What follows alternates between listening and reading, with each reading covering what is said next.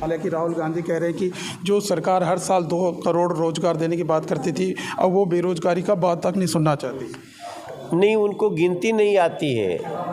उनको खाली उपराष्ट्रपति महोदय के मखौल उड़ाने का वीडियो बनाने आता है। ये छिछोरा व्यक्ति है, क्या हमसे पूछवा रहे हो?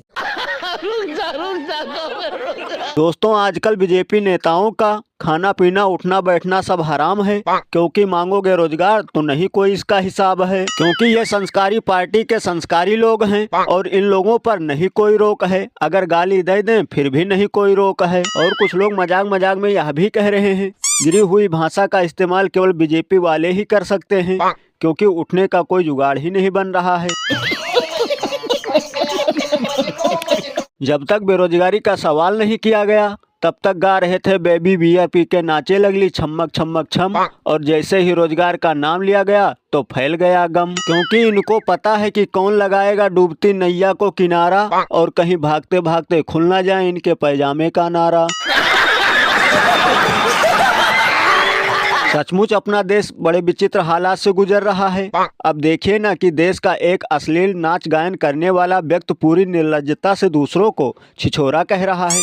क्या गजब के बेशरम पाल रखे हैं बीजेपी ने। और अगर मांगोगे रोजगार तो मिलेगा यही सब जवाब, क्योंकि ये तो खुद ही भोजपुरी एक्टर हैं और मोदी जी यूट्यूबर हैं। तो आप लोग भी रील्स बनाने का करो रोजगार। ये बड़ी अच्छी बात कही आप।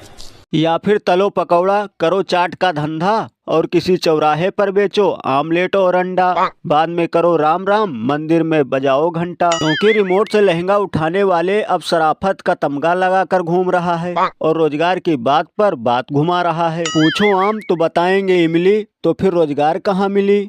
यही है इन लोगों का पेशा। लगता है हम लोग बेरोजगार ही रहेंगे हमेशा। अरे बाप रे, ये तो धोती खोल रहा है। और अभी तो रुको, क्लाइमैक्स अभी बाकी है। मैंने सिर्फ देश से 50 दिन मांगे हैं, 50 दिन।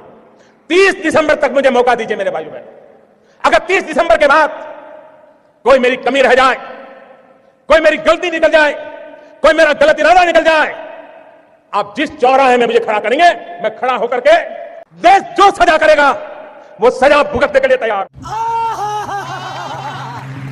दोस्तों, आज 30 दिसंबर है, सोचा याद दिला दूं। साहब जी को खुद के कहे हुए शब्द याद नहीं रहते, लेकिन 70 साल पहले वाली नेहरू जी की बात हमेशा याद रहती है।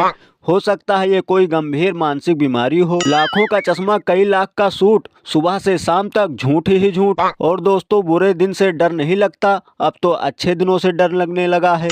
नहीं सारुण के यहाँ कुछ तो गड़बड़ है, जरूर कोई ना कोई गड़बड़। और कुछ लोग मजाक मजाक में यह भी कह रहे हैं, चेन्नई गए तो लुंगी पहन ली, पंजाब गए तो पगड़ी बांध ली। इन साहब को गोवा भेजकर देखो, बिकनी न पहन ले तो कहना। यही सब करके खेल जनता का निकल रहा है तेल, फिर भी साहब जी नहीं है किसी चीज में फेल।